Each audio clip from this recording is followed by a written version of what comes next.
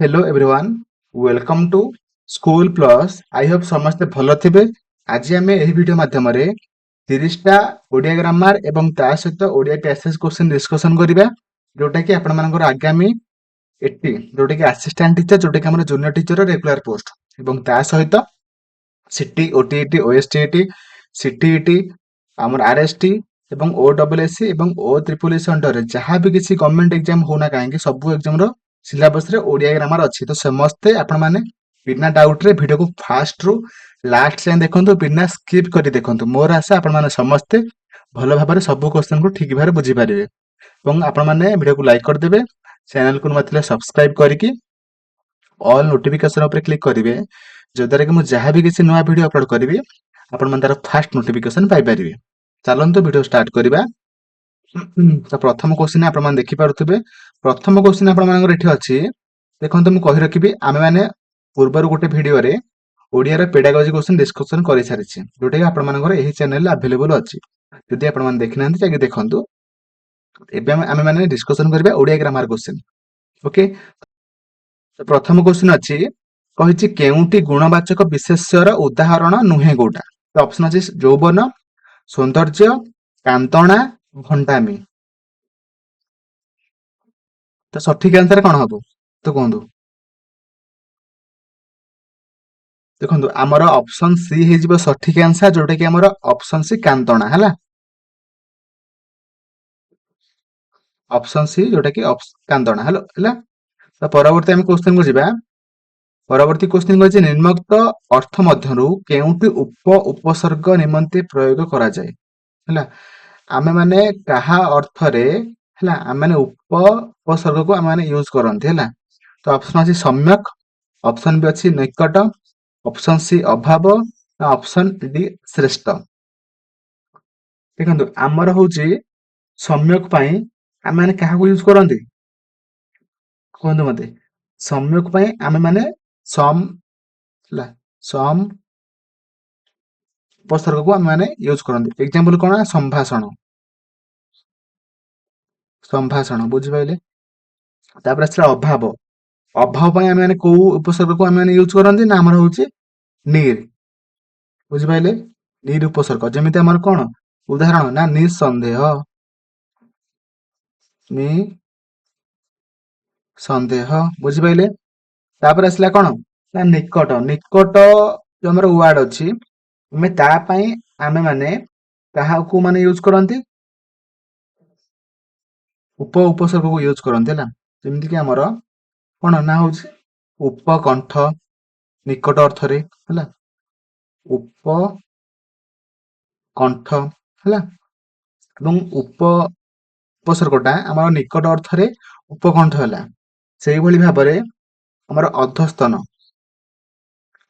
अधस्तन अर्थ रे मध्य आमे माने कोन हबो ना उपकूल हबो बुझि पाइले।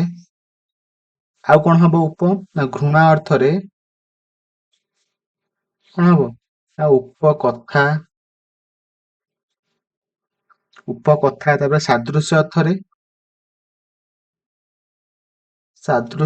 रे कोन हबो ना उपग्रह हबो बुझि पाइले। सब लेख रखंतु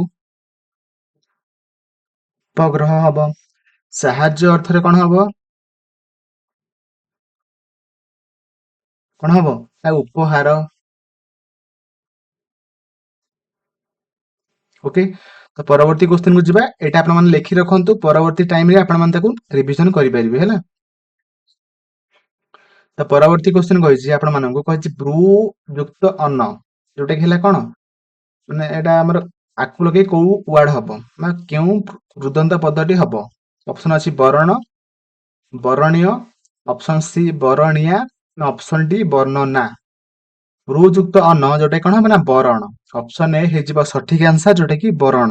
ओके, तो परवर्ती क्वेश्चन कहिछि केउंटी अनुरागर विपरीत बोधक शब्द तो कहंतु। ऑप्शन अछि विस्मय, विसर्जन, विसर्ण ना विराग। देखंतु आमर जदि धातु सहित धातु सहित जदि माने प्रत्यय को जोग कले ताको हम कहथनि क्रुदंत पद। जदि हमर शब्द सहित प्रत्यय जोग होला तेबे ताको हम कहथनि तद्धित पद। देखि रखंतु कोन जानिथिबे भलो कथा।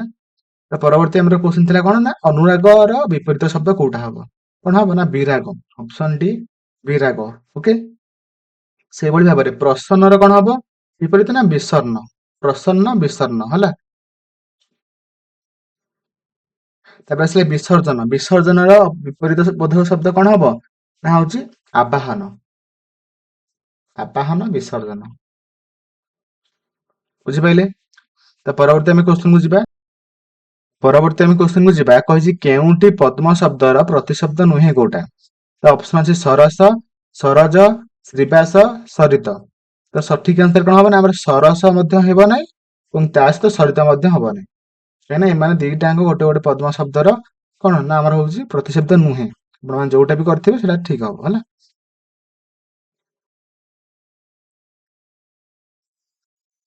ତ ପରବର୍ତ୍ତୀ କ୍ୱେଶ୍ଚିନ୍ କହିଛି କାମ କର ନଚେତ୍ ଦଣ୍ଡ ପାଇବ। ରେଖାଙ୍କିତ ପଦଟି କି ପ୍ରକାର ଅବୟ? ହେଲା। ନଚେତ୍ ଗୋଟେ କୋଉ ଟାଇପ ର ଅବୟ ପଦ ଅଟେ? ତ ଅପସନ ଅଛି ନିଷେଧାର୍ଥକ ଅବୟ, ଅପସନ ଅଛି ବିଭକ୍ତି ସୂଚକ ଅବୟ, ଅପସନ ସି ଅଛି ସମୟ ସୂଚକ, ନା ଅପସନ ଡି ସଂଯୋଜକ। ତ ସଠିକ ଆନ୍ସର କଣ ହବ? ନଚେତ୍ ଗୋଟେ କୋଉ ଟାଇପ ର ଅବୟ ଅଟେ? କୁହନ୍ତୁ। ନିଷେଧାର୍ଥକ ଅବୟରେ ଆମର କଣ କଣ ଯାଉଛି? ଆମର ହଉଛି ନା, ନ, ନଚେତ୍। ତ ସେଥିପାଇଁ ଆମର ଏଇ କ୍ୱେଶ୍ଚିନ୍ ଆନ୍ସର କଣ ହବ ନା ଆମର ଅପସନ ଏ ଯୋଉଟା ମାନେ ଅପସନ ଏ ଯୋଉଟା ନିଷେଧାର୍ଥକ ହେଲା। ଆଉ ଆମର କଣ ରହିଲା ସମୟ ସୂଚକ। ସମୟ ସୂଚକ ଆମର କଣ କଣ ଅବୟ ହବ ନା ଏହି କ୍ଷଣି, ଏହି କ୍ଷଣି, ତାପରେ ସର୍ବଦା, ତାପରେ ଆମର ଯେତେ, ଯେବେ ହେଲା। ତାପରେ ଆସିଲା ସଂଯୋଜକ। ସଂଯୋଜକ ଅବୟ ଆମର କଣ କଣ ହବ? ଆମର ହବ ଓ, ଏବଂ, ଆହୁରି ହେଲା। ଏସବୁ ଆମର ସଂଯୋଜକ ଅବୟ। ତ ପରବର୍ତ୍ତୀ ଆମେ କ୍ୱେଶ୍ଚିନ୍ କୁ ଯିବା। କହିଛି ଶରୀର ଯୁକ୍ତ ଏକ ଶାରୀରିକ। ଏଥିରେ ଏକ ପ୍ରତ୍ୟୟଟି କେଉଁ ଅର୍ଥରେ ବ୍ୟବହୃତ ହୋଇଛି ହେଲା। ତ ଏକ ପ୍ରତ୍ୟୟଟା ଆମର କୋଉ ଅର୍ଥରେ ବ୍ୟବହୃତ ହୋଇଛି? ତ ଅପସନ ଅଛି ସମ୍ବୋଧ ଅର୍ଥରେ, ଅପସନ ବି ଜାତ ଅର୍ଥରେ, ଅପସନ ସି ଅଛି ଅର୍ଥରେ, ଅପସନ ଡି ଅପତ୍ୟ ଅର୍ଥରେ। ଦେଖନ୍ତୁ ଆମର ସମ୍ବୋଧ ଅର୍ଥରେ ଏଟା ହେଇଯିବ ସଠିକ answer. Option A will be right answer. Okay. ଆଉ ସମ୍ବୋଧ ଅର୍ଥରେ ଆଉ କଣ ହେଇପାରିବ? ଯେମିତି ଆମର ମୂଳ ଯୁକ୍ତ ଏକ କଣ ହବ ନା ମୌଳିକ ହେଲା। ତାପରେ ଆସିଲା ପ୍ରଦେଶ ଯୁକ୍ତ ଏକ ପ୍ରାଦେଶିକ, ସମୁଦ୍ର ଯୁକ୍ତ ଏକ ସାମୁଦ୍ରିକ, ସମୟ ଯୁକ୍ତ ଏକ ଯୋଉଟା କି ସାମୟିକ ହେଲା। ବୁଝିଲା? ପରବର୍ତ୍ତୀ ଆମେ କ୍ୱେଶ୍ଚିନ୍ କୁ ଯିବା। କହିଛି କେଉଁଟି ଗୋଟେ ସଂଯୋଜକ ଅବୟ? ଏବେ ଆପଣ ମାନଙ୍କୁ ମୁଁ କହିକି ଆସିଲି। ତ ଅପସନ ଅଛି ଏବଂ, ଅପସନ ବି ଅଛି ପର୍ଯ୍ୟନ୍ତ, ଅପସନ ସି ଯେବେ, ଅପସନ ଡି ନା। ତ ସଠିକ ଆନ୍ସର କଣ ହବ? ଯୋଉଟା କି ଦେଖନ୍ତୁ ଏବଂ ହଉଛି ଗୋଟେ କଣ ନା ହଉଛି ଗୋଟେ ସଂଯୋଜକ ଅବୟ। ତ option A will be right answer. ତ ପରବର୍ତ୍ତୀ ଆମେ କ୍ୱେଶ୍ଚିନ୍ କୁ ଯିବା। କହିଛି ଶୁଦ୍ଧ ରୂପଟିକୁ ବାଛ। ଚାରିଟାଙ୍କ ଅପସନ ମଧ୍ୟରୁ ଆମର କୋଉଟା ଗୋଟେ ଶୁଦ୍ଧ ରୂପ ଅଟେ? ତ ଅପସନ ଅଛି ସାହିତ୍ୟକ, ସାହିତ୍ୟିକ, ନା ସାହିତ୍ୟିକ, ନା ସାହିତ୍ୟକ। କଣ ହବ ସଠିକ ଆନ୍ସର? ନା ଅପସନ ବି ହେଇଯିବ ସଠିକ ଆନ୍ସର, ଯୋଉଟା କି ହର୍ଷଇକାର ହେଲା। ତ ଦିଟା ହର୍ଷିକାର ରହିବ, ଇୟକାର ରହିବ ତ ଗତିରେ ହେଲା। ତ ଅପସନ ବି ହେଇଯିବ ସଠିକ ଆନ୍ସର। ଓକେ। ପରବର୍ତ୍ତୀ କ୍ୱେଶ୍ଚିନ୍ କହିଛି ଅଳସୁଆର ବାରବାଟୀ ଚାଷ। ଏ ରୂଢିର ଅର୍ଥ କଣ? ହେଲା। ଅଳସୁଆର ବାରବାଟୀ ଚାଷ ଏହି ରୂଢିର ଅର୍ଥ କଣ? ଅପସନ କହିଛି ବାକ୍ୟବୀର, ଅନ୍ୟାୟ ବିଚାର, ଭାଗ୍ୟ ଫଳ, ବୁଦ୍ଧିହୀନ। ଯୋଉମାନେ ସବୁ ବଡ ବଡ କଥା କହନ୍ତି ତାକୁ ଆମେ କହିଥାନ୍ତି କଣ ବାକ୍ୟବୀର ବା ଅଳସୁଆର ବାରବାଟୀ ଚାଷ। ସେ କିଛି କରିପାରିବେନି, ବଡ ବଡ କଥା କହିବେ ହେଲା। ଅପସନ ଏ ହେଇଯିବ ସଠିକ ଆନ୍ସର ହେଲା। ତ ପରବର୍ତ୍ତୀ ଆମର ଦେଖନ୍ତୁ ଆପଣ ମାନେ ଏଇ ଯୋଉ ପଦ୍ୟଟାକୁ ପଢିବେ, ପଢିଲା ପରେ ଆପଣ ମାନେ ଯାହା ବି ଏଇନା କ୍ୱେଶ୍ଚିନ୍ ଦେଇଥିବ ସେଟା ଆମେ କରିବା। ତ ଭିଡିଓକୁ ପଜ କରିକି ଏଟା ପଢନ୍ତୁ ଭଲରେ, ଏଟା ମଧ୍ୟ ପଢନ୍ତୁ। ପରବର୍ତ୍ତୀ ନା ଏବେ କ୍ୱେଶ୍ଚିନ୍ କହିଛି କଣ? କହିଛି ସାଗର ବେଳାଭୂମିର ବାଲୁକା ରାଶିକୁ କବି କାହା ସହିତ ତୁଳନା କରିଛନ୍ତି? ଆପଣ ମାନେ ଫାଷ୍ଟ ସେଇ ପଦ୍ୟକୁ ପଢିବେ, ତାପରେ ଆପଣ ମାନେ କ୍ୱେଶ୍ଚିନ୍ କରିବେ, ଯୋଉଥିରେ କି ସବୁ କ୍ୱେଶ୍ଚିନ୍ ଠିକ ହବ। ତ ଅପସନ ଅଛି ଗୋରେଣୁ, ନା ପଦ ରେଣୁ, ନା ଜ୍ଞାନ ରେଣୁ, ନା ପଥ ରେଣୁ। ମାନେ କବି ହେଲା ସାଗର ବେଳାଭୂମିକୁ କାହା ସହିତ ବା ବାଲୁକା ରାଶିର ଯୋଉ ଥିଲା ବେଳାଭୂମିରେ କବି କାହା ସହିତ ତୁଳନା କରିଛନ୍ତି? ତ ସଠିକ ଆନ୍ସର ହେଇଯିବ ଅପସନ ସି, ଯୋଉଟା କି ଜ୍ଞାନ ରେଣୁ ସହିତ ସେ ତୁଳନା କରିଛନ୍ତି ହେଲା। ତ ପରବର୍ତ୍ତୀ ଆମେ କ୍ୱେଶ୍ଚନ କୁ ଯିବା। କହିଛି କେଉଁ ଦୀପ ଜଳି ଉଠି ସାରା ସୃଷ୍ଟିକୁ ସୁନ୍ଦର କରି ଗଢି ତୋଳିଥାଏ ହେଲା।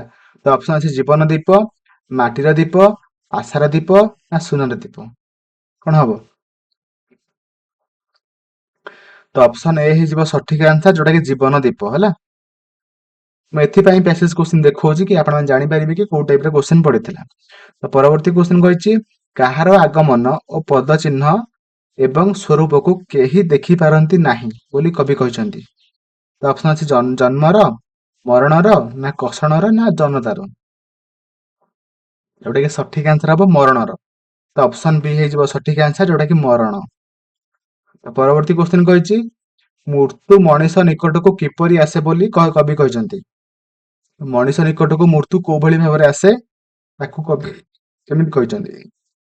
ତ ବସି ବସି ଆସେ, ନା ଉଡି ଉଡି ଆସେ, ନାଚି ନାଚି ଆସେ, ନା ଲୁଚି ଲୁଚି ଆସେ।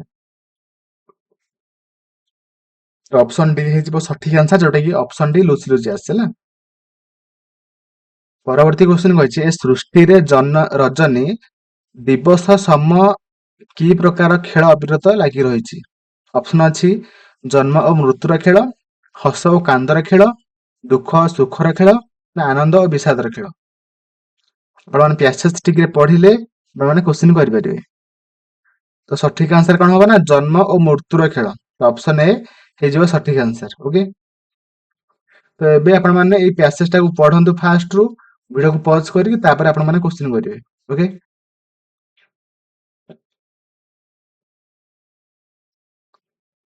ତ କ୍ୱେଶ୍ଚନ ଅଛି ବ୍ୟକ୍ତିର ବ୍ୟକ୍ତିତ୍ବ କାହିଁକି ବାଧାପ୍ରାପ୍ତ ହୋଇଛି ହେଲା।